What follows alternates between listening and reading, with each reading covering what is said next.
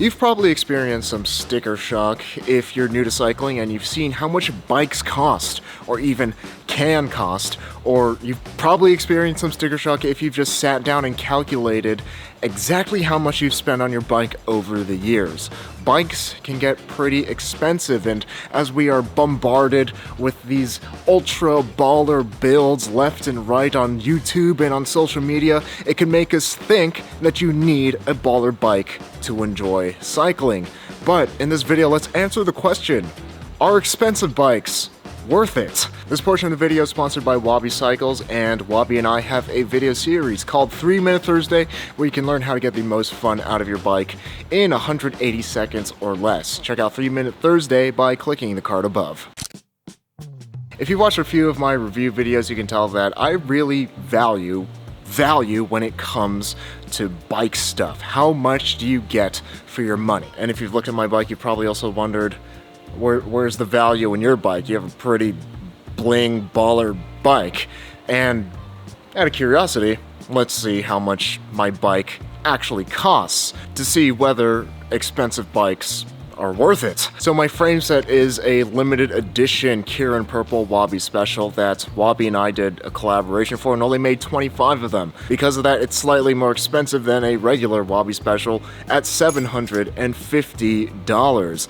And for the contact points, right now I'm rocking some Nitto Bull Moose bars. The nice thing about Bull Moose bars is that they're a stem and handlebar combination, so although they're pretty expensive up front, you could think about it as dividing the cost in two between the handlebars and the stems. They cost $100. And since handlebars are a great way to mix up how your bike rides, I do also have another set of handlebars, Nitto Noodles, which were also $100, but that one needs a stem, and I have a Nitto UI86BX stem, which is, again, a baller stem, at $90. For the bar tape, I have New Bomb's cloth tape, clocking in at a hefty $8, finished off with Nitto bar ends at $20. By the way, I know bike prices are incredibly inflated right now. I am calculating things at their regular price.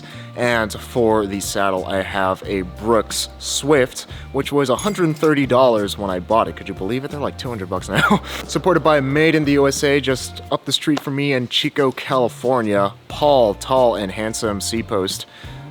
That's a $200 C-post right there.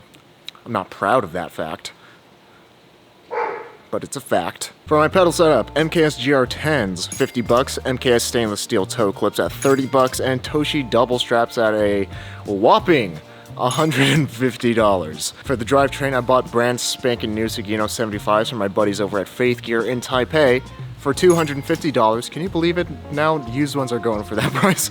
The other day I went to Velotrap and got a Phil Wood bottom bracket for $200 because I finally wanted to get out of my abusive relationship with the NJS bottom bracket. And how my buddy, the owner of Faith Gear, gifted me this beautiful Alter Apollo chainring where only 50 of these were made. If I were to buy this thing, it would probably be about $130. 15-tooth EAI cog in the back at $30.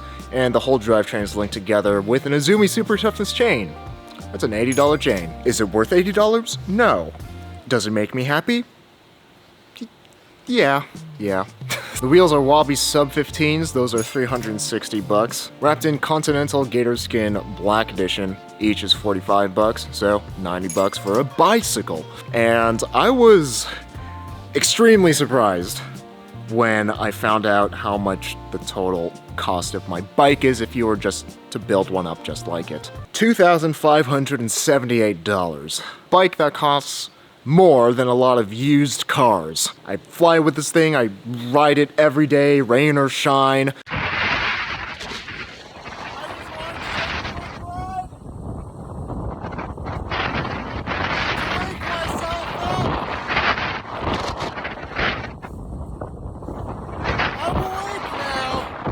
I lock it up in public for hours on end. That's all to say, if you see my bike, please don't steal it. But of course, I have a unique position and where I have friends in the bike biz and a sponsor, so I didn't spend out of pocket for every piece on this bike.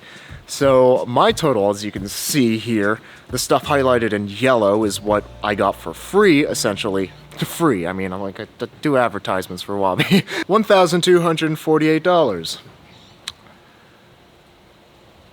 I expected that I spent about $800 on my bike.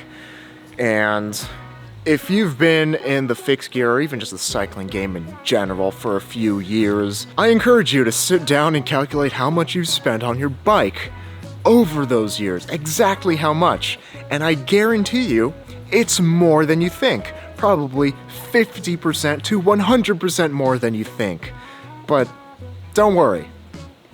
I'm here to justify our terrible purchase decisions that we have to hide from our significant others. Because they're not actually terrible.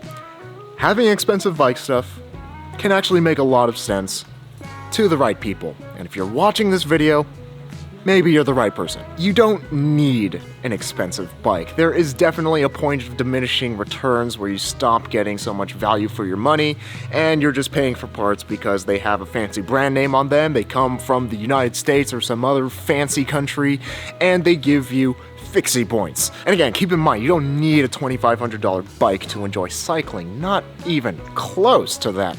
I'm just in a unique position where I get free bike stuff a lot of times, and a lot of it is some pretty nice bike stuff. Super thankful for that. And also, every dollar that I spend on my bike is a tax deduction. It makes sense for me to spend a lot of money on bikes.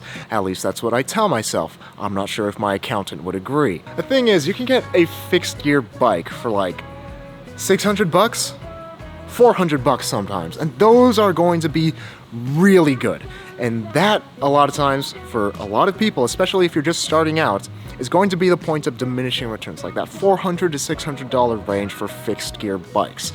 I started out riding, and I fell in love with fixed gear riding on a $280 bike. And even as I had more experience, when I went to Taiwan for the first time, I did a tour of Taiwan on a $400 fixed gear.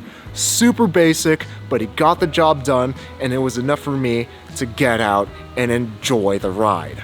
That's what really matters when it comes to a bike. If you spend more, usually, yeah, it's gonna be better when it comes to bike. For the most part, you get what you pay for. But there definitely is a point of diminishing returns. My $2,500 bike isn't going to be 5 times as good as a $500 entry-level bike. It's not going to make me go 5 times as fast and be 5 times as more comfortable, but it will give me 5 times as many fixie points, if that matters to you. And besides, what good is any bike, expensive or not, if you don't ride it? And that's the important thing to answer whether expensive bikes are worth it. Well, you need to answer, how much do you ride your bike? If you ride your bike a lot and you really enjoy the process and you want to have the most fun experience and comfortable experience possible, and you like the places that your bike can bring you and the people that you meet through cycling, and of course you're justified in spending however much you can afford on your bike. According to the United States Department of Energy, 75% of trips taken with a motor vehicle in the United States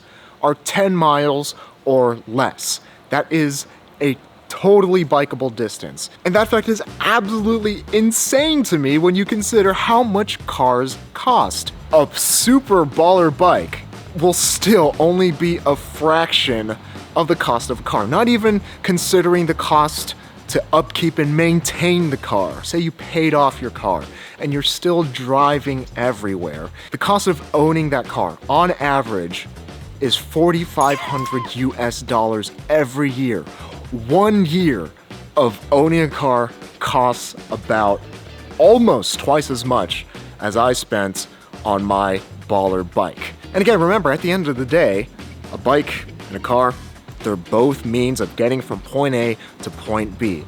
It's just that I find one is way more fun, keeps me healthier, and saves me money. So of course I'm going to put money into this instead of a car. 75% of trips in the US taken with a motor vehicle are 10 miles or less. If you can replace even half of those trips that are 10 miles or less with a bike, you'll have more fun, you'll save money to build a baller bike, and I would argue you'd be happier overall and be healthier. Don't get me wrong, sometimes you need a car, you gotta pick people up, you gotta go to Costco, but there's a lot of other solutions other than a car and a bike can slot into there, and it can save you a lot of money, and it can be worth investing into an expensive bike if it means that you'll ride it more and enjoy it more.